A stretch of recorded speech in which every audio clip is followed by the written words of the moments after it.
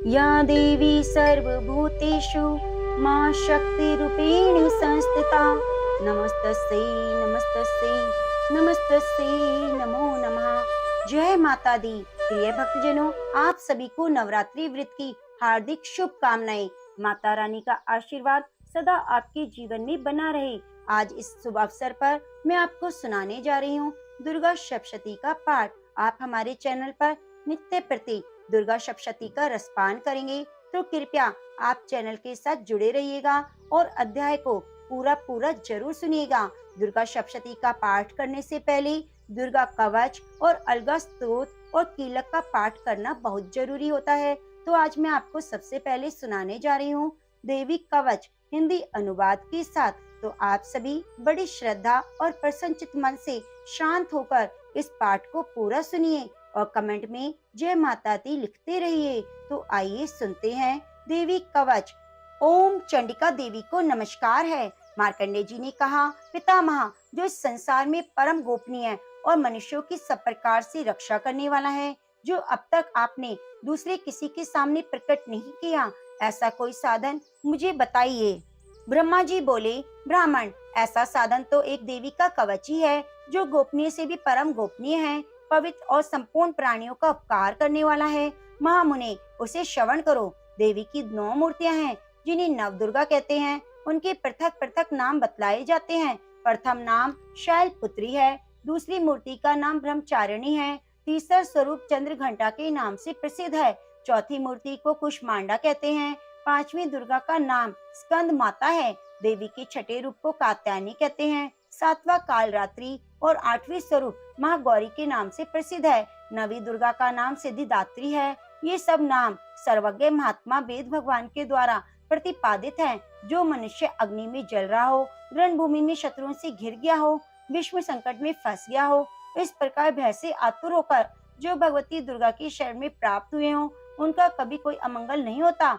युद्ध के समय में संकट पड़ने पर भी उनके ऊपर कोई विपत्ति नहीं दिखाई देती। उन्हें शोक, दुख और भय की प्राप्ति नहीं होती। जिन्होंने भक्ति पूर्वक देवी का स्मरण किया है, उनका निश्चय ही अभुदय होता है। देवेश्वरी, जो तुम्हारा चिंतन करते हैं, उनकी तुम निसंदेह रक्षा करती हो। चामुंडा देवी प्रेत पर आरूढ़ होती है, 12 ही भैंसे पर सवारी करती है, ऐन्द्री का वाहन ऐरावत हाथी है, वैष्णवी देवी गरुड़ पर ही आसन जमाती है, महेश्वरी वृषभ पर आरूढ़ होती है, कुमारी का वाहन मयूर है, भगवान विष्णु की प्रियतमा लक्ष्मी देवी कमल के आसन पर विराजमान है और हाथों में कमल धारण किए हुए हैं। वृषभ पर आरूढ़ ईश्वरी देवी ने श्वेत रूप से धारण कर रखा है। ब्रह्मई देवी हंस पर बैठी है, इस प्रकार आभूषणों से विभूषित है। इस प्रकार ये सभी माताएं इस प्रकार योग शक्तियों से संपन्न है। इनके सिवा और भी बहुत सी देवियां हैं, जो अनेक प्रकार के आभूषणों से, शोभाओं से युक्त हैं और रत्नों से सुशोभित हो रही हैं।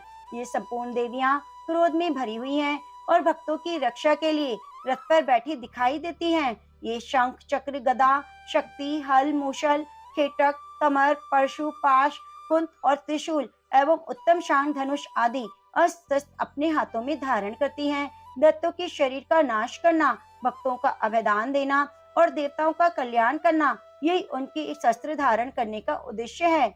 महान रौद्र रूप, अत्यंत घोर पराक्रम, महान बल और महान उत्साह वाली देवी, तुम महान भय का नाश करने वाली हो। तुम्हें नमस्कार है। तुम्हारी ओर देखना भी कठिन है। शत्रुओं का भय बढ़ाने वाली जगदम्बिके, मेरी रक्षा करो।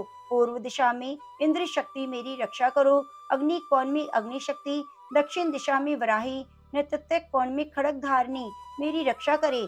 पश्चिम दिशा में वारुणी और वायव्य कोण में मृग की सवारी करने वाली देवी, मेरी रक्षा करो। उत्तर दिशा में कौमारी और ईशान कोण में शूल धारणी देवी, रक्षा करो। ब्राह्मणी, तुम ऊपर की ओर से मेरी रक्षा करो। वैष्णवी देवी, नीचे की ओर से मेरी रक्षा करो। इस प्रकार शिव को अपना वाहन बनाने वाली चामुंडा देवी, 10 दिशाओं से मेरी रक्षा करो। जया आगे से, विजया पीछे की ओर से मेरी रक्षा करे। वाम भाग में अजिता, दक्षिण भाग में अपराजिता रक्षा करे। उद्योतनी शिखा की रक्षा करे। उमा मेरी मस्तक पर विराजमान होकर रक्षा करे। ललाट में मालाधरी रक्षा करे। यशस्विनी देवी मेरी बाहों का संरक्षण करे। बाहों के मध्य भाग में त्रिनेत्रा और नथुनों की यम घंटा देवी रक्षा करे। दोनों नेत्रों के मध्य भाग में शंखनी और कानों में द्वार वासनी रक्षा करे। कालिका देवी कपोलों की और भगवती शंकरी कानों के मूल भाग की रक्षा करे। नासिका में सुगंध और ऊपर के ओठ में चर्चिका देवी रक्षा करे। नीचे के ओठ में अमृत कला और जिह्वा में सरस्वती देवी रक्षा करे। कौमारी दांतों की और चंडिका कंठ प्रदेश की रक्षा करे। चित्रघंटा गले की, घाटी की और महामाया तालु में रहकर रक्षा करे। कामाक्षी थोड़ी की और सर्वमंगला मेरी वाणी की रक्षा करे। भद्रकाली ग्रीवा में और धनुर्धरी पृष्ठवंश में रहकर रक्षा करे। कंठ के भारी भाग में नील ग्रीवा और कंठ की नली में नल कुबरी रक्षा करे। दोनों कंधों में खड़गनी और मेरे दोनों भुजाओं की ब्रिजधारणी रक्षा करे। दोनों हाथों में दंडनी और अंगुलियों में अंबिका देवी रक्षा करे। शूलेश्वरी नखों की रक्षा करे। कुलेश्वरी पेट में रहकर रक्षा करे। महादेवी स्तनों की और शोक विनाशिनी देवी मन की रक्षा करे। ललिता देवी हृदय में, शूल धारणी उदर में रहकर रक्षा करे। नाभि में कामिनी वह भाग की गुहेश्वरी रक्षा करे। पूतना और कामिका लिंग की और महेश वाहिनी बुधा की रक्षा करे। भगवती कटी भाग में विंध्यवासिनी घुटनों की रक्षा करे। संपूर्ण कामनाओं को देने वाली महाबला देवी दोनों पिंडलियों की रक्षा करे। नारसही दोनों घुटियों की और तेजस्वी देवी दोनों चरणों के पृष्ठ भाग की रक्षा करे। श्री देवी पैरों की अंगुलियों में और तल वासनी पैरों के तलुओं में रहकर रक्षा करे। अपनी डाढ़ों के कारण भयंकर दिखाई देने वाली तलुओं में रहकर रक्षा करे। अपनी डाढ़ों के कारण भयंकर दिखाई देने वाली दृष्ट कराली देवी नखों की और ऊर्ध्व केशनी देवी केशों की रक्षा करे। रोमावलियों के छिद्रों में कोबेरी और त्वचा की बागेश्वरी देवी रक्षा करे। पार्वती देवी रक्त मज्जा वसा मांस हड्डी और मेद की रक्षा करे। आंतों की कालरात्रि और पित्त की मुक्तेश्वरी रक्षा करे। मूलाधार आदि कमल कोशों में पद्मावती देवी और कफ में चूड़ामणि देवी स्थित होकर रक्षा करे। नख के तेज की ज्वालामुखी रक्षा करे, जिसका किसी भी अस्त्र से भेदन नहीं हो सकता। वह अवैद्या देवी शरीर की समस्त संधियों में रहकर रक्षा करे। ब्राह्मणी आप मेरे वीर की रक्षा कीजिए। छाया की और धर्म धारिणी देवी मेरे अहंकार मन और बुद्धि की रक्षा करे। हाथ में वृज धारणी करने वाली वज्रहस्ता देवी मेरे प्राण अपान व्यान उदान समान वायु की रक्षा करे।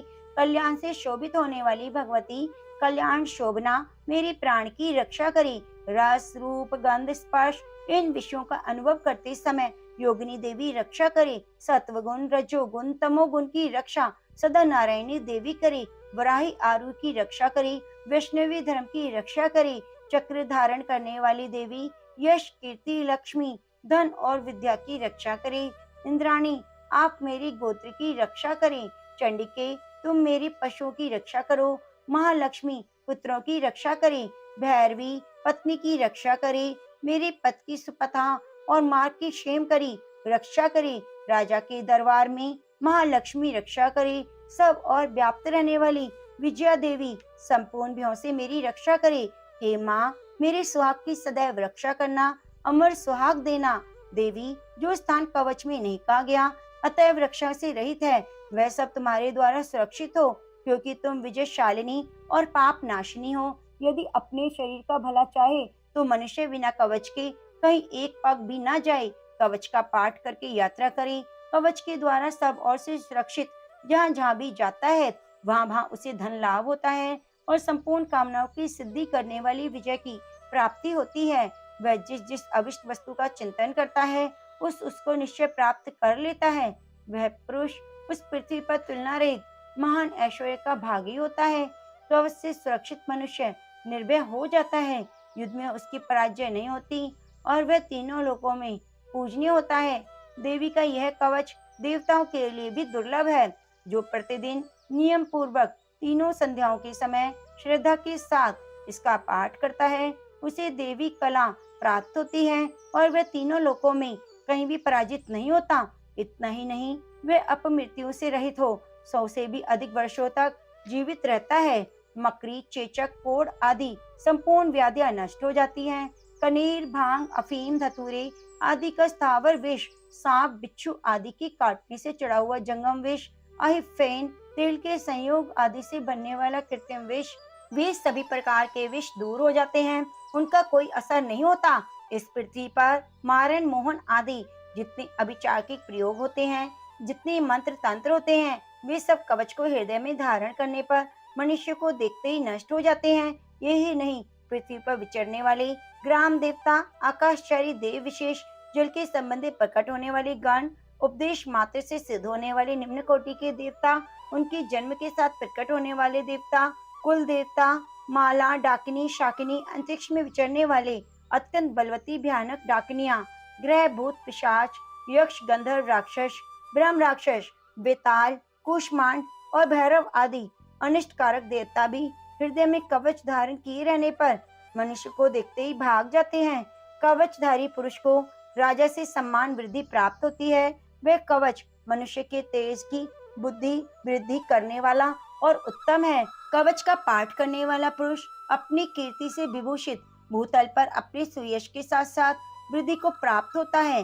जो पहले कवच का पाठ करके उसके बाद सप्तशती चंडी का पाठ करता है, उसकी जब तक वन, पर्वत और काननों सहित ये पृथ्वी टिकी है, तब तक वहाँ पुत्र, पौत्र आदि संतान परंपरा बनी रहती है। फिर देह का अंत होने पर वह पुरुष भगवती महामाया के प्रसाद से उस नित्य परम पद को प्राप्त होता है, जो देवताओं के लिए भी दुर्लभ है। वह सुंदर दिव्य रूप धारण करता है और कल्याण में शिव के साथ आनंद का भागी होता है। तो प्रेम से बोलिए जय माता दी। प्रिय भक्तजनों, अब आइए सुनते हैं अगला स्तोत्र हिंदी अनुवाद के साथ। आप बड़ी श्रद्धा और प्रसन्नचित मन से शांत होकर इसका पाठ कीजिए। ओम नमः चंडिकाय। चंडिका देवी को नमस्कार है। मार्कंडेय जी कहते हैं, जयंती, मंगला, काली, भद्रकाली, कपालिनी, दुर्गा, क्षमा, शिवा, धात्री, स्वाहा, सदा, इन नामों से प्रसिद्ध जगदम्बिके तुम्हें मेरा नमस्कार हो। देवी चामुंडे तुम्हारी जय हो। संपूर्ण प्राणियों की पीड़ा हरने वाली देवी तुम्हारी जय हो। सब में व्याप्त रहने वाली देवी तुम्हारी जय हो। काल रात्रि तुम्हें नमस्कार हो। मधुर कैटब को मारने वाली, ब्रह्मा जी को वरदान देने वाली देवी तुम्हें नमस्कार हो। तुम मुझे रूप दो, जय दो, यश दो, काम, क्रोध आदि शत्रुओं का नाश करो। महिषासुर का नाश करने वाली, भक्तों को सुख देने वाली देवी तुम्हें नमस्कार है। तुम रूप दो, जय दो, यश दो, काम, क्रोध आदि शत्रुओं का नाश करो। रक्त बीज का वध और चंड मुंड का विनाश करने वाली देवी तुम रूप दो, जय दो, यश दो और काम, क्रोध आदि शत्रुओं का नाश करो। शुंभ और निशुंभ, धूम्र विलोचन का मद करने वाली देवी तुम रूप दो, जय दो, यश दो, काम, क्रोध आदि शत्रुओं का नाश करो। सबके द्वारा वंदित युगल चरणों वाली देवी, संपूर्ण सौभाग्य प्रदान करने वाली देवी तुम रूप दो, जय दो, यश दो और काम, क्रोध आदि शत्रुओं का नाश करो। देवी तुम्हारे रूप और चरित्र अचिंत्य हैं। तुम समस्त शत्रुओं का नाश करने वाली हो। रूप दो, जय दो, यश दो, काम, क्रोध आदि शत्रुओं का नाश करो। पापों को दूर करने वाली चंडिके, जो भक्ति पूर्वक तुम्हारे चरणों में सर्वदा मस्तक झुकाते हैं, उन्हें रूप दो, जय दो, यश दो, उनके काम, क्रोध आदि शत्रुओं का नाश करो। रोगों का नाश करने वाली चंडिके, जो भक्ति पूर्वक तुम्हारी स्तुति करते हैं, उन्हें रूप दो, जय दो, यश दो, उनके काम, क्रोध आदि शत्रुओं का नाश करो। चंडिके, इस संसार में जो भक्ति पूर्वक तुम्हारी पूजा करते हैं, उन्हें रूप दो, जय दो, यश दो, उनके काम, क्रोध आदि शत्रुओं का नाश करो। मुझे सौभाग्य और आरोग्य दो, परम सुख दो। रूप दो, जय दो, यश दो, मेरे काम, क्रोध आदि शत्रुओं का नाश करो। जो मुझसे द्वेष रखते हैं, उनका नाश और मेरे बल की वृद्धि करो। रूप दो, जय दो, यश दो और काम, क्रोध मेरे आदि शत्रुओं का नाश करो। हे देवी, मेरा कल्याण करो, मुझे उत्तम संपत्ति प्रदान हो। रूप दो, जय दो, यश दो और काम, क्रोध आदि शत्रुओं का नाश करो। अंबिके, देवता और असुर दोनों ही अपने माथे की मुकुट की मणियों की तुम्हारे चरणों पर घिसते रहते हैं। तुम रूप दो, जय दो, यश दो, काम, क्रोध आदि शत्रुओं का नाश करो। तुम अपने भक्तजन को विद्वान, यशस्वी, लक्ष्मीवान बनाओ। रूप दो, जय दो, यश दो, उनके काम, क्रोध आदि शत्रुओं का नाश करो। प्रचंड दैत्यों के दर्पण का दलन करने वाली देवी, मुझ शरणागत को रूप प्रदान करो। जय दो, यश दो, मेरे काम, क्रोध आदि शत्रुओं का नाश करो। चतुर्मुख ब्रह्मा जी के द्वारा प्रशंसित आदि चार भुजा धारिणी परमेश्वरी, तुम रूप दो, जय दो, यश दो और काम क्रोध आदि शत्रुओं का नाश करो। देवी अंबिके, भगवान विष्णु नित्य निरंतर भक्ति पूर्वक तुम्हारी स्तुति करते रहते हैं। तुम रूप दो, जय दो, यश दो और काम क्रोध आदि शत्रुओं का नाश करो। हिमालय कन्या, पार्वती के पति महादेव जी के द्वारा प्रशंसित होने वाली परमेश्वरी, तुम रूप दो, जय दो, यश दो और काम क्रोध आदि शत्रुओं का नाश करो। शचीपति इंद्र के द्वारा सद्भाव से पूजित होने वाली परमेश्वरी, तुम रूप दो, जय दो, यश दो और काम क्रोध आदि शत्रुओं का नाश करो। प्रचंड भूदंडों वाले दैत्यों का घमंड चूर करने वाली देवी, तुम रूप दो, जय दो, यश दो और काम क्रोध आदि शत्रुओं का नाश करो। देवी अंबिके, तुम अपने भक्तजनों को सदा असीम आनंद प्रदान करती रहती हो। मुझे रूप दो, जय दो, यश दो और काम क्रोध आदि शत्रुओं का नाश करो। मन की इच्छा के अनुसार चलने वाली मनोहर पत्नी प्रदान करो, जो दुर्गम संसार सागर से तारने वाली तथा उत्तम कुल में उत्पन्न हुई हो। जो मनुष्य इस स्तोत्र का पाठ करके सप्तशती रूप माँ स्तोत्र का पाठ करता है, वे सप्तशती की जप संख्या से मिलने वाले श्रेष्ठ फल को प्राप्त होता है, साथ ही वह प्रचुर संपत्ति को भी प्राप्त कर लेता है। तो प्रेम से बोलिए जय माता दी, नमः पार्वती पते हर हर महादेव। प्रिय भक्तजनों, अब आइए सुनते हैं कीलक स्तोत्र। ओम नमः चंडिकाय। चंडिका देवी को नमस्कार है। मार्कंडे जी कहते हैं, विशुद्ध ज्ञान ही जिनका शरीर है, तीनों वेद ही जिनके तीन दिव्य नेत्र हैं, जो कल्याण प्राप्ति के हेतु हैं, मस्तक पर अर्धचंद्र का मुकुट धारण करते हैं, उन भगवान शिव को नमस्कार है। मंत्रों का जो अभिकीलक है, मंत्रों की सिद्धि में विघ्न उपस्थित करने वाला, शाप रूपी कीलक का जो निवारण करने वाला है, उस सप्तशती स्तोत्र को संपूर्ण रूप से जानना चाहिए। सप्तशती के अतिरिक्त अन्य मंत्रों के जप में भी जो निरंतर लगा रहता है, वह भी कल्याण का भागी होता है। उसके भी उच्चाटन आदि कर्म सिद्ध होते हैं, उसे भी समस्त दुर्लभ वस्तुओं की प्राप्ति होती है। तथापि जो अन्य मंत्रों का जप न करके केवल सप्तशती नामक स्तोत्र से ही देवी की स्तुति करते हैं, उन्हें स्तुति मात्र से ही सच्चिदानंद स्वरूप में देवी सिद्ध हो जाती है। उन्हें अपने कार्य की सिद्धि के लिए मंत्र, औषधि और अन्य किसी साधन के उपयोग की आवश्यकता नहीं रहती। बिना जप के ही उनके उच्चाटन आदि समस्त अभिचारिक कर्म सिद्ध हो जाते हैं। इतना ही नहीं, उनकी संपूर्ण अभिष्ट वस्तुएं भी सिद्ध हो जाती हैं। लोगों के मन में शंका थी कि जब केवल सप्तशती की उपासना से ही सप्तशती को छोड़कर अन्य मंत्रों की उपासना से भी समान रूप से कार्य सिद्ध होते हैं, तो इनमें श्रेष्ठ कौन सा साधन है। लोगों की शंका को सामने रखकर भगवान शंकर ने अपने पास आए हुए जिज्ञासुओं को समझाया कि सप्तशती नामक संपूर्ण स्तोत्र ही सर्वश्रेष्ठ और कल्याण में है। उसके उपरांत भगवती चंडिका के सप्तशती नामक स्तोत्र को महादेव जी ने गुप्त कर दिया। सप्तशती के पाठ से जो पुण्य प्राप्त होता है, उसकी कभी समाप्ति नहीं होती, किंतु अन्य मंत्रों के जपजन्य पुण्य की समाप्ति हो जाती है। अतः भगवान शिव ने अन्य मंत्रों की अपेक्षा जो सप्तशती की श्रेष्ठता का निर्णय किया, उसे यथार्थ ही जानना चाहिए। अन्य मंत्रों का जप करने वाला पुरुष भी यदि सप्तशती के स्तोत्र और जप का अनुष्ठान कर ले, तो वह भी पूर्ण रूप से कल्याण का भागी होता है।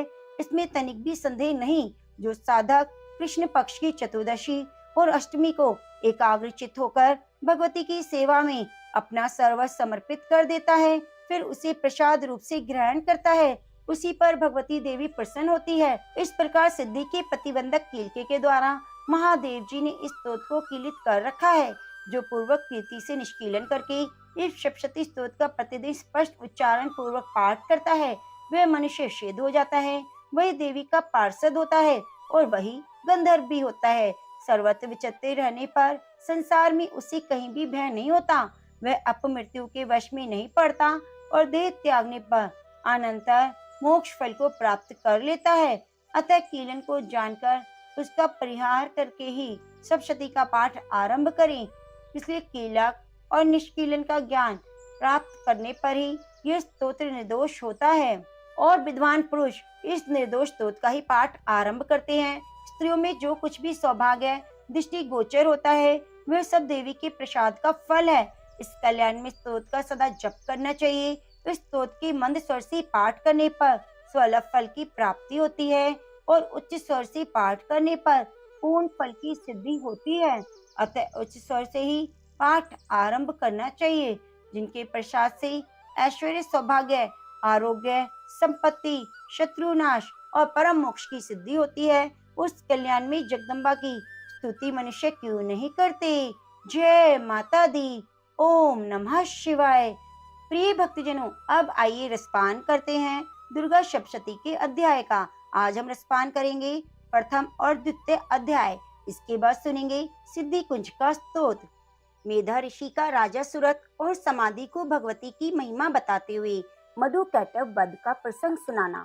प्रथम चरित्र के ब्रह्मा ऋषि, महाकाली देवता, गायत्री छंद, नंदा शक्ति, रक्त दंतिका बीज, अग्नि तत्व और ऋग्वेद स्वरूप हैं। श्री महाकाली देवता की प्रसन्नता के लिए प्रथम चरित्र के जप में विनियोग किया जाता है। भगवान विष्णु के सो जाने पर मधु और कैटव को मारने के लिए कमल जन्मा ब्रह्मा जी ने जिनका स्तवन किया था, उन महाकाली देवी का मैं सेवन करता हूँ। वे अपने 10 हाथों में खड़ग, चक्र, गदा, बाण, धनुष, परिध, शूल, भुसुंडी, मस्तक और शंख धारण करती हैं। उनके 3 नेत्र हैं। वे समस्त अंगों में दिव्य आभूषणों से विभूषित हैं। उनके शरीर की कांति नीलमणि के समान है और वे 10 मुख और 10 पैरों से युक्त है। मार्कंडे जी बोले, सूर्य के पुत्र सावर्णी जो 8वें मनु कहे जाते हैं, उनकी उत्पत्ति की कथा विस्तार से कहता हूँ, सुनो। सूर्य कुमार महाभाग सावर्णी भगवती महामाया की अनुग्रह से जिस प्रकार मनमंत्र के स्वामी हुए, वही प्रसंग सुनाता हूँ। पूर्व काल की बात है। स्वरोचित मनमंत्र में सुरत नाम के एक राजा थे जो चैत्र वंश में उत्पन्न हुए थे। उनका समस्त भूमंडल पर अधिकार था। वे प्रजा का अपने औरस पुत्रों की भांति धर्म पूर्वक पालन करते थे। तो भी उस समय कोला विध्वंसी नाम के क्षत्रिय उनके शत्रु हो गए। राजा सुरत की रणनीति बड़ी प्रबल थी। उनका शत्रुओं के साथ संग्राम हुआ। यद्यपि कोला विध्वंसी संख्या में कम थे, तो भी राजा सुरत युद्ध में उनसे परास्त हो गए। तब वे युद्ध भूमि से अपने नगर को लौट आए और केवल अपने देश के राजा होकर रहने लगे। किंतु वहां भी उन प्रबल शत्रुओं ने उस समय महाभाग राजा सुरत पर आक्रमण कर दिया। राजा का बल क्षीण हो चला, इसलिए उनके दुष्ट बलवान और दुरात्मा मंत्रियों ने वहां उनकी राजधानी में राजकीय सेना और खजाने को हथिया लिया। सुरत का प्रभुत्व नष्ट हो चुका था, इसलिए वे शिकार खेलने के बहाने घोड़े पर सवार हो वहां से अकेले ही एक घने जंगल में चले गए। वहां उन्होंने विप्रवर मेधा मुनि का आश्रम देखा, जहाँ कितने हिंसक जीव परम शांत भाव से रहते थे। मुनि के बहुत से शिष्य उस वन की शोभा बढ़ाते थे।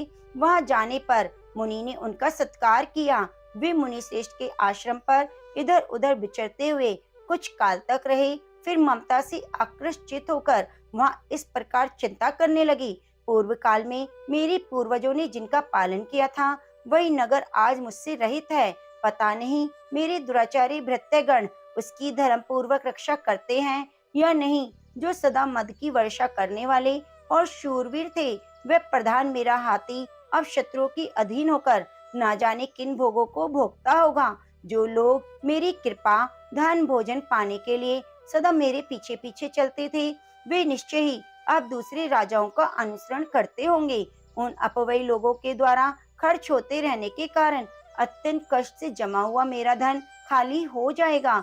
ये और भी कई बातें राजा सुरत निरंतर सोचते रहते थे। एक दिन उन्होंने वहां विप्रवर मेधा के आश्रम के निकट एक वैश्य को देखा। उससे पूछा, भाई तुम कौन हो? यहाँ तुम्हारे आने का क्या कारण है? तुम क्यों शोकग्रस्त और अनमने दिखाई देते हो? राजा सुरत यह प्रेम पूर्वक कहा हुआ वचन सुनकर वैश्य ने विनीत भाव से उन्हें प्रणाम करके कहा। वैश्य बोला, राजन, मैं धनियों में कुल में श्रेष्ठ उत्पन्न एक वैश्य हूँ। मेरा नाम समाधि है। मेरे दुष्ट स्त्री पुत्रों ने धन के लोभ से मुझे घर से बाहर निकाल दिया। मैं इस समय धन स्त्री पुत्रों से वंचित हूँ।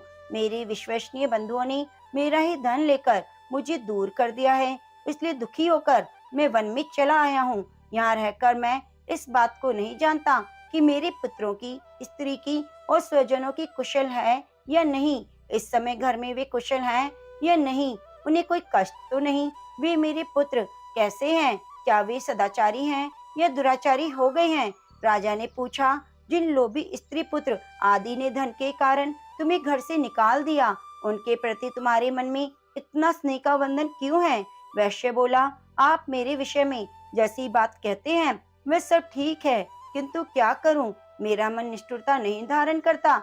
जिन्होंने धन के लोभ में पड़कर पिता के प्रति स्नेह, पति के प्रति प्रेम और आत्मीय जन के प्रति अनुराग को तिलांजलि दे मुझे घर से निकाल दिया, उन्हीं के प्रति मेरे हृदय में इतना स्नेह है। महामते, गुणहीन बंधुओं के प्रति भी जो मेरा चित्त इस प्रकार प्रेम मग्न हो रहा है, ये क्या है? इस बात को मैं जानकर भी नहीं जान पाता। उनके लिए मैं लंबी सांसें ले रहा हूँ और मेरा हृदय अत्यंत दुखी हो रहा है। उन लोगों में प्रेम का सर्वथा अभाव है, तो भी उनके प्रति जो मेरा मन निष्ठुर नहीं हो पाता, इसके लिए क्या करूं? मार्कंडेय जी कहते हैं, ब्राह्मण तदंतर राजाओं में श्रेष्ठ सुरत और वह समाधि नामक वैश्य दोनों साथ साथ मेधा मुनि की सेवा में उपस्थित हुए। उनके साथ यथा योग्य ज्ञानकुल विनय पूर्वक बर्ताव करते बैठे। उसके बाद वैश्य और राजा ने कुछ वार्तालाप आरंभ किया। राजा ने कहा, भगवान, मैं आपसे एक बात पूछना चाहता हूँ, उसे बताएं। मेरा चित्त अपने अधीन न होने के कारण वह बात मेरे मन को बहुत दुख देती है। जो राज्य मेरे हाथ से चला गया है, उसमें और उसके संपूर्ण अंगों में मेरी ममता बनी हुई है। मुनि श्रेष्ठ, ये जानते हुए भी कि वह अब मेरा नहीं है, अज्ञानी की भांति मुझे उसके लिए दुख होता है। ये क्या है? इधर यह वैश्य भी घर से अपमानित होकर आया है। इसके पुत्र, स्त्री और भृत्यों ने इसे छोड़ दिया है। स्वजनों ने भी इसका परित्याग कर दिया है, तो भी उनके प्रति अत्यंत हार्दिक स्नेह रखता है। इस प्रकार यह तथा मैं दोनों ही बहुत दुखी हैं। जिसमें प्रत्यक्ष दोष देखा गया है, उस विषय के लिए भी हमारे मन में ममता जनित आकर्षण पैदा हो रहा है। महाभाग, हम दोनों समझदार हैं, तो भी हम में जो मोह पैदा हुआ है, ये क्या है? विवेक शून्य पुरुष की भांति मुझ में और इसमें ये मूर्ता प्रत्यक्ष दिखाई देती है। ऋषि बोले, महाभाग, विषय मार्ग का ज्ञान ये सब जीवों को है, इसी प्रकार विषय भी सबके लिए अलग अलग है। कुछ प्राणी दिन में नहीं देखते, दूसरे रात में नहीं देखते, तथा कुछ जीव ऐसे हैं जो दिन और रात्रि में बराबर देखते हैं। ये ठीक है, मनुष्य समझदार होते हैं, किंतु केवल वे ही ऐसे नहीं होते। पशु पक्षी मृग आदि सभी प्राणी समझदार होते हैं। मनुष्य की समझ भी वैसी होती है जैसी उन मृगी और पक्षियों की होती है, और जैसी मनुष्यों की होती है वैसी उन मृग पक्षी आदि की होती है। यह अन्य बातें भी प्राय दोनों में समान है। समझ होने पर भी इन पक्षियों को तो देखो, वे स्वयं भूख से पीड़ित होते हुए भी मोहवश बच्चों की चोंच में कितनी चाव से अन्न के दाने डाल रहे हैं।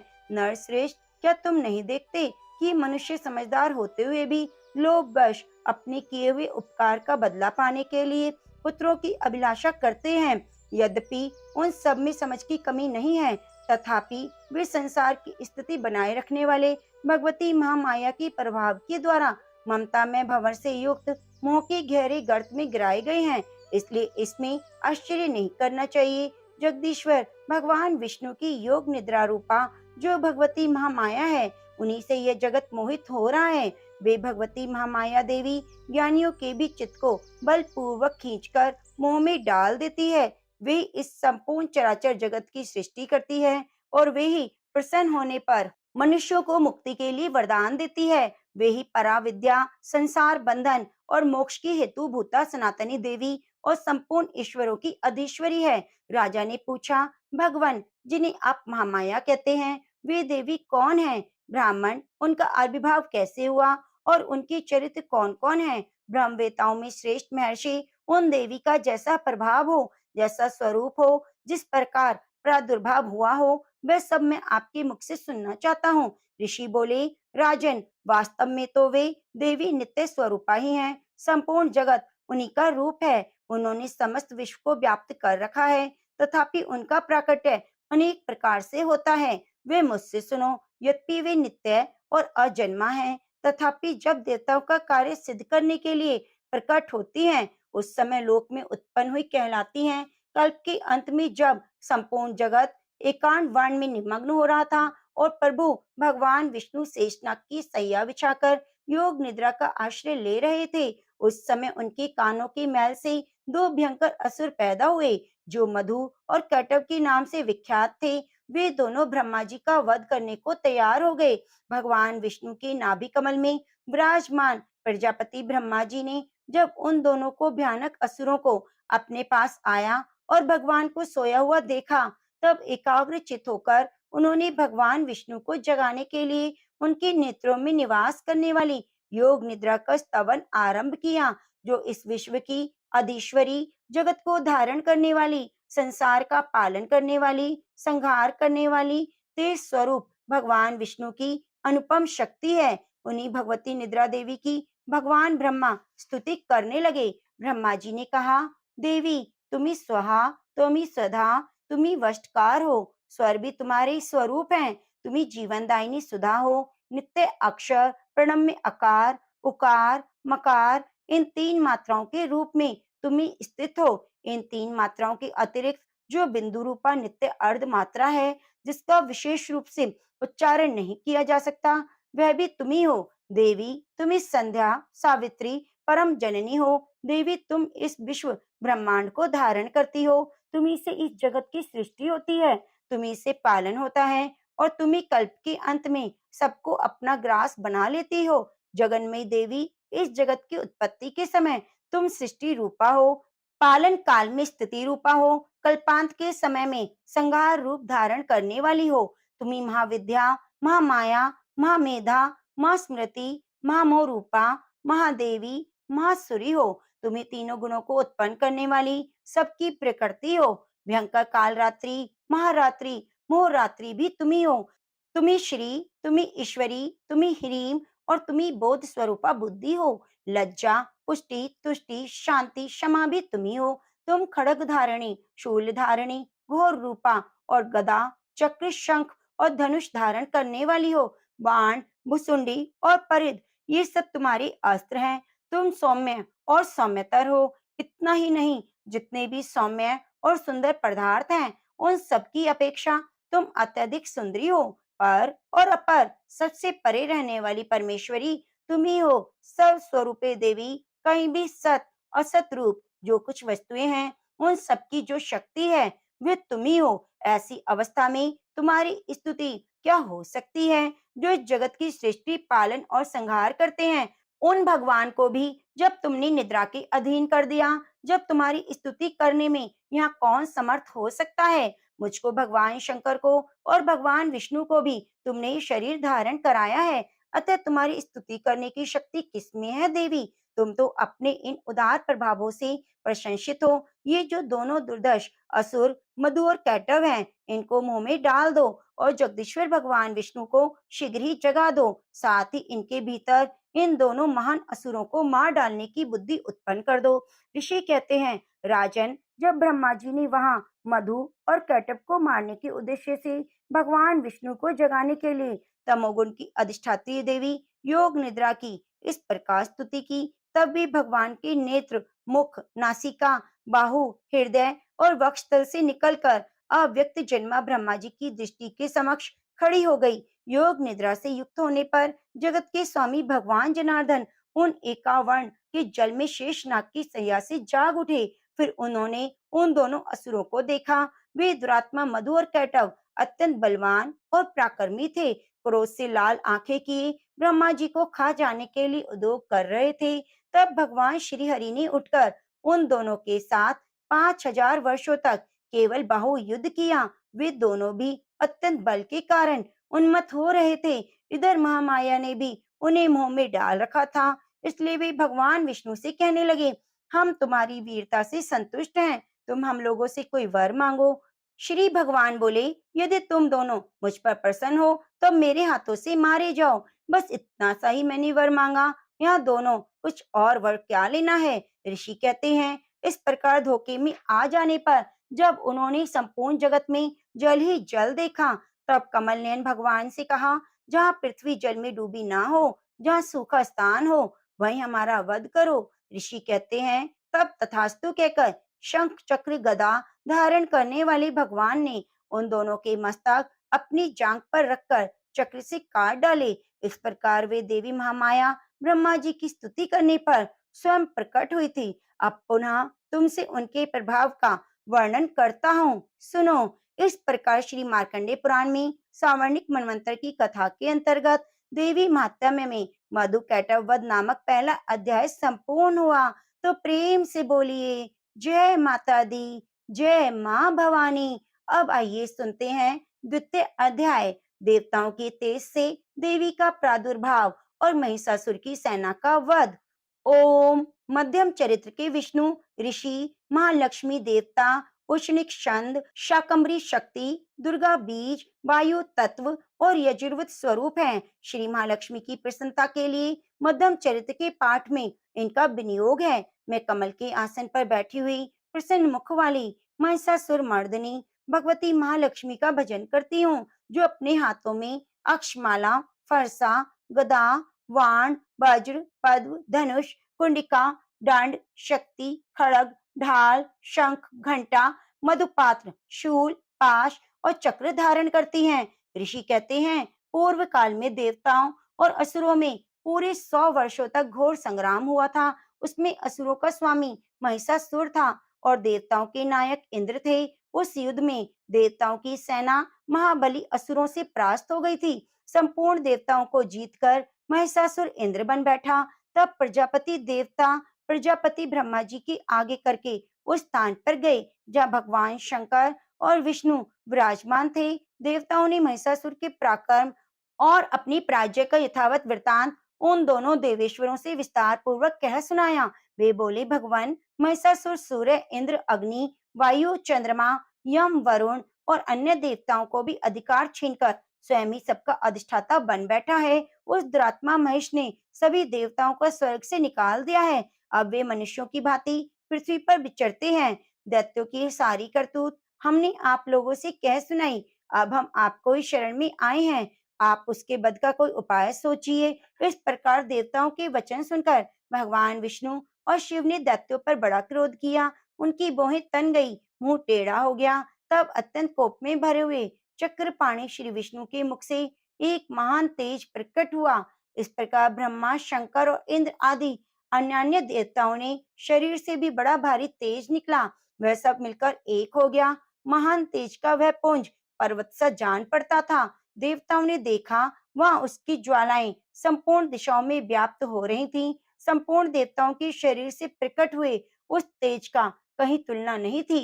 एकत्रित होने पर वह एक नारी के रूप में परिणित हो गया। अपने प्रकाश से तीनों लोकों में व्याप्त जान पड़ा। भगवान शंकर का जो तेज था उससे उस देवी का मुख प्रकट हुआ। यमराज के तेज से उसके सिर में बाल निकल आए। श्री विष्णु भगवान के तेज से उसकी भुजाएं उत्पन्न हुई। चंद्रमा के तेज से दोनों स्तनों का और इंद्र के तेज से मध्य भाग का प्रादुर्भाव हुआ। वरुण के तेज से जंगा और पिंडली और पृथ्वी के तेज से नितंब भाग प्रकट हुआ।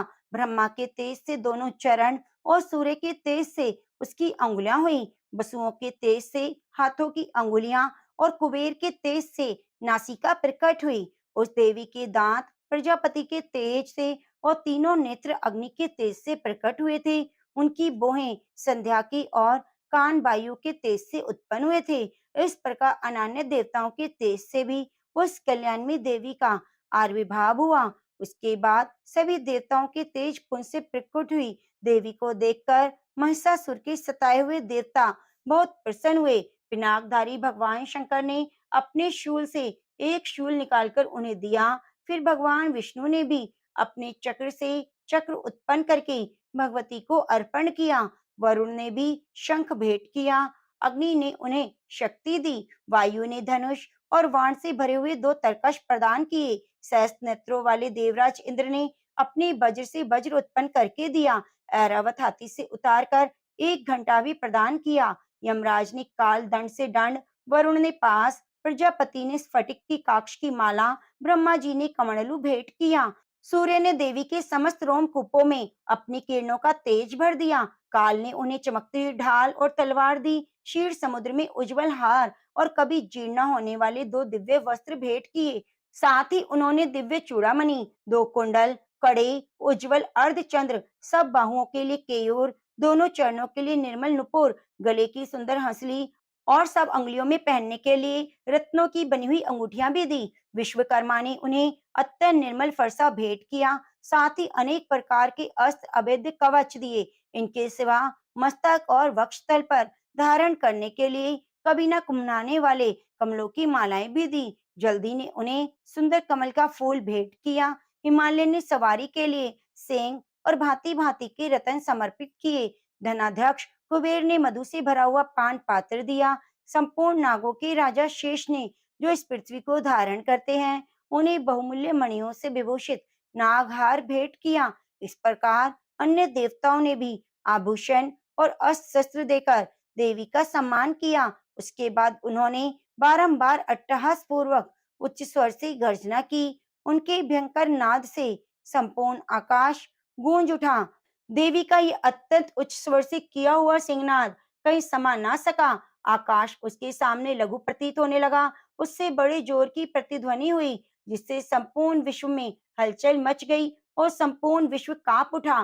पृथ्वी डोलने लगी, सभी पर्वत हिलने लगे। उस समय देवताओं ने अत्यंत प्रसन्नता के साथ सिंह वाहिनी भवानी से कहा, देवी तुम्हारी जय हो। साथ ही महर्षियों ने भक्ति भाव से विनम्र होकर उनका स्तवन किया। संपूर्ण त्रिलोकी को शोकग्रस्त देख दैत्यगण अपनी सभी सेना को कवच आदि से सुसज्जित कर हाथों में हथियार ले सहसा उठकर खड़े हो गए। उस समय महिषासुर ने बड़े क्रोध में आकर कहा, ये क्या हो रहा है? फिर वे संपूर्ण असुरों से घिरकर उस सिंहनाद की ओर लक्ष्य करके दौड़ा और आगे पहुंचकर उसने देवी को देखा, जो अपनी प्रभा से तीनों लोकों को प्रकाशित कर रही थी। उनके चरणों के भार से पृथ्वी दबी जा रही थी। माथे के मुकुट से आकाश में रेखा खींच रही थी और वे अपने धनुष की टंकार से सातों पातालों को शुद्ध किए देती थी। देवी अपनी हजारों भुजाओं से संपूर्ण दिशाओं को आच्छादित करके खड़ी थी। उसके उपरांत उनके साथ दैत्यों का युद्ध छिड़ गया। नाना प्रकार के अस्त्र शस्त्रों के प्रहार से संपूर्ण दिशाएं उद्भासित होने लगी। चिक्षु नामक महान असुर महिषासुर का सेनानायक था। वह देवी के साथ युद्ध करने लगा। अन्य दैत्यों की चतुरंगी सेना साथ लेकर चामर भी लड़ने लगे। 60,000 रथियों ने आकर उद्रग नामक महादैत्य से लोहा लिया। 1 करोड़ रथियों को साथ लेकर महाहनु नामक दैत्य युद्ध करने लगा, जिनके रोए तलवार के समान तीखे थे। वह असिलोमा नामक महादैत्य 5 करोड़ रथी सैनिकों सहित युद्ध में आ डटा। 60 लाख रथियों से घिरा हुआ बाष्कल नामक दैत्य भी उस युद्ध भूमि में लड़ने लगा। परिवारित नामक राक्षस हाथी सवार और घुड़सवारों के अनेकों दल 1 करोड़ रथियों सेना लेकर युद्ध करने लगा।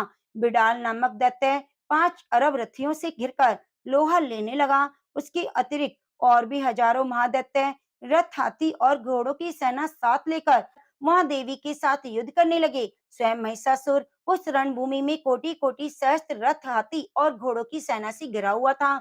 वे दैत्य देवी के साथ तोमर, भिंडीपाल, शक्ति, मूषल, खड़ग, परशु, पटिश आदि अस्त्र शस्त्रों का प्रहार करते हुए युद्ध कर रहे थे। कुछ दैत्यों ने उन पर शक्ति का प्रहार किया, कुछ लोगों ने पाश फेंके और कुछ दूसरे दैत्य खड़ग प्रहार करके देवी को मार डालने का उद्योग करने लगे। देवी ने भी क्रोध में भरकर खेल खेल में अपने अस्त्र शस्त्रों की वर्षा करके दैत्यों के वे सभी अस्त्र शस्त्र काट डाले। उनके मुख पर परिश्रम और थकावट का रंच मात्र भी चिन्ह नहीं था।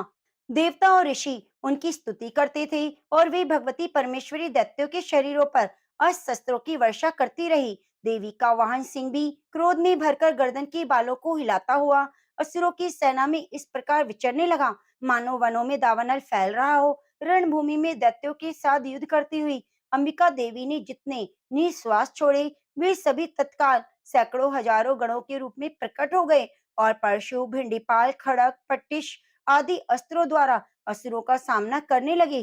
देवी की शक्ति से बड़े हुए गण असुरों का नाश करते हुए नगाड़ा और शंख आदि बजाने लगे। उस संग्राम महोत्सव में कितने ही गण मृदंग बजा रहे थे। उसके उपरांत देवी ने त्रिशूल से, गदा से, शक्ति की वर्षा से और खड़ग आदि से सैकड़ों महादैत्यों का संहार कर डाला। कितनों को ही घंटे के भयंकर से नाद से मूर्छित करके मार गिराया। बहुतोरे दैत्यों को पास से बांधकर धरती पर घसीटा। कितने ही दैत्य उनकी तीखी तलवार की मार से दो दो टुकड़े हो गए। कितने ही गदा की चोट से घायल हो धरती पर सो गए। कितने ही मूसल की मार से अत्यंत आहत होकर रक्त बमन करने लगे। कुछ दैत्य शूल से छाती फट जाने के कारण पृथ्वी पर ढेर हो गए। उस महासंग्राम में बाण समूहों की वृष्टि से कितनी असुरों की कमर टूट गई। बाज की तरह झपटने वाले देवी पीड़क दैत्यगण अपने प्राणों से हाथ धोने लगे। किन्हीं की बाहें छिन-भिन हो गईं, किन्हीं की गर्दनें कट गई, किन्हीं की दैत्यों के मस्तक कट-कट कर गिरने लगे। कुछ लोगों के शरीर मध्य भाग में विदीर्ण हो गए। कितने ही महादैत्य जांघें कट जाने से पृथ्वी पर गिर पड़े। कितनों को ही देवी ने एक बांह, एक पैर और एक नेत्र वाले करके दो टुकड़ों में चीर डाला। कितने ही दैत्य मस्तक कट जाने के कारण गिर जाते, फिर उठ जाते और केवल धड़ के रूप में ही अच्छे-अच्छे हथियार हाथ में लेकर देवी के साथ युद्ध करने लगते। दूसरे कबंध युद्ध की बाजों की लय पर नाचते थे। कितने ही बिना सिर के धड़ हाथों में खड़ग, शक्ति और सृष्टि लिए दौड़ते थे और दूसरे-दूसरे दैत्य ठहरो ठहरो ये कहते हुए देवी को युद्ध के लिए ललकारते थे। जहाँ पर घोर संग्राम हुआ था, वहाँ की धरती देवी की गिराए हुए रथ, हाथी, घोड़े और असुरों की लाशों से ऐसे पट गई कि वहाँ चलना फिरना असंभव हो गया था। दैत्यों की सेना में हाथी, घोड़े और असुरों के शरीरों से इतनी अधिक मात्रा में रक्तपात हुआ कि थोड़ी ही देर में वहाँ खून की बड़ी-बड़ी नदियां बहने लगी। जगदम्बा ने असुरों की विशाल सेना को क्षण भर में नष्ट कर दिया। ठीक उसी तरह जैसे तृण और काठ के भारी ढेर को आगे कुछ ही क्षण में भस्म कर देती है और वह सिंह भी गर्दन के बालों को हिला हिलाकर जोर जोर से गर्जना करता हुआ दैत्य के शरीरों से मानो उनके प्राण चुने लेता था। वहां देवी के गणों ने भी उन महादैत्यों के साथ ऐसा युद्ध किया जिससे आकाश में खड़े हुए देवतागण उन पर बहुत संतुष्ट हुए और फूल बरसाने लगे। इस प्रकार मार्कंडेय पुराण में श्रावणिक मनवंतर की कथा के अंतर्गत देवी महात्म्य में महिषासुर की सेना का वध नामक दूसरा अध्याय संपूर्ण हुआ। जय माता दी। प्रिय भक्तजनों, माता रानी की कृपा आप पर सदा सर्वदा बना रहे। दुर्गा सप्तशती का पाठ सुनने के लिए आप हमारे चैनल को सब्सक्राइब कर लीजिए और बगल में बनी घंटी को दबा लीजिए। वीडियो को लाइक करके कमेंट बॉक्स में जय माता दी जरूर लिखिए। अब आइए सुनते हैं सिद्धि कुंज का स्तोत्र, क्योंकि सिद्धि कुंज का स्तोत्र को सुने बिना हमारा पाठ संपूर्ण नहीं होता। जय माता दी। नमः पार्वती पते हर हर महादेव। जय माँ भवानी। शिव जी बोले, देवी सुनो, मैं उत्तम कुंजिका स्तोत्र का उपदेश करूंगा, जिस मंत्र के प्रभाव से देवी का जप सफल होता है। कवच, अर्गला, कीलक, रहस्य, सूक्त, ध्यान, न्यास, यहाँ तक की भी अर्चन आवश्यक नहीं है। केवल कुंजिका के पाठ से दुर्गा पाठ का फल प्राप्त हो जाता है। अत्यंत गुप्त और देवों के लिए भी दुर्लभ है। हे पार्वती, इसे स्वयोनियों की भांति प्रयत्न पूर्वक गुप्त रखना चाहिए। यह उत्तम कुंजिका स्तोत्र केवल पाठ के द्वारा मारण, मोहन, वशीकरण, स्थावन, उच्चाटन आदि उद्देश्यों को सिद्ध करता है। मंत्र: ओम ऐं ह्रीं क्लीं चामुंडाय विच्चै। ओम ग्लौम हूं क्लीं जूं सः। ज्वालाय ज्वालाय ज्वल ज्वल प्रज्वल प्रज्वल। ऐं ह्रीं क्लीं चामुंडाय विच्चै। ज्वल हम शम लम शम फट स्वाहा। मंत्र में आए बीजों का अर्थ जानना संभव नहीं, आवश्यक भी नहीं और न वांछनीय है। केवल जप ही पर्याप्त है। हे रुद्र स्वरूपणी, तुम्हें नमस्कार है। हे मधु दैत्य को मारने वाली, तुम्हें नमस्कार है। कैटव विनाशिनी, नमस्कार है। महिषासुर को मारने वाली देवी, तुम्हें नमस्कार है। शुंभ का हनन करने वाली, निशुंभ को मारने वाली, तुम्हें नमस्कार है। हे महादेवी, मेरे जप को जागृत और सिद्ध करो। एंकार के रूप में सृष्टि स्वरूपणी, ह्रीम के रूप में सृष्टि पालन करने वाली, क्लीम के रूप में काम रूपिणी, बीज रूपणी देवी, तुम्हें नमस्कार है। चामुंडा के रूप में चंड विनाशिनी और यकार के रूप में तुम वर देने वाली हो। विच्चय रूप में तुम नित्य ही अभय देती हो। तुम इस मंत्र को स्वरूप हो। धाम धीम धूम के रूप में धूर जटी, शिव की तुम पत्नी हो। बाम बीम बूम के रूप में तुम वाणी की अधीश्वरी हो। क्राम क्रीम क्रूम के रूप में कालिका देवी, शाम शीम शूम के रूप में मेरा कल्याण करो। हुम हुम हुंकार स्वरूपणी, जम जम जम नादिनी, भ्राम भ्रीम भ्रूम के रूप में कल्याणकारिणी भैरवी भवानी, तुम्हें बार बार प्रणाम है। अम कम चम टम तम पम यम शम भीम धूम एम भीम हम शम धिजाग्रम धिजाग्रम, इन सबको तोड़ो और दीप्त करो। करो स्वाहा।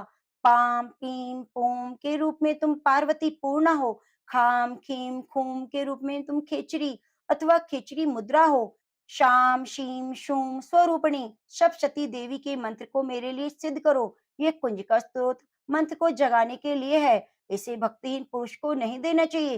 हे पार्वती, इसे गुप्त रखो। हे देवी, जो बिना कुंजिका की सप्तशती का पाठ करता है उसे उसी प्रकार सिद्धि नहीं मिलती जिस प्रकार वन में रोना निरर्थक है। इस प्रकार श्री रुद्रमाल्य के गौरी तंत्र में शिव पार्वती संवाद में सिद्धि कुंजिका स्तोत्र संपूर्ण हुआ। जय माता दी, जय माँ भवानी। प्रिय भक्तजनों, नवरात्रि के पावन अवसर पर दुर्गा सप्तशती का संपूर्ण अध्याय और नित्य प्रति माता रानी की कथाओं को सुनने के लिए हमारे चैनल को सब्सक्राइब कर लीजिए और बगल में बनी घंटी को दबा लीजिए। कृपया वीडियो को लाइक करके कमेंट बॉक्स में एक बार जरूर बताइए कि आप हमारे चैनल पर कथाओं को सुन रहे हैं। जय माता दी।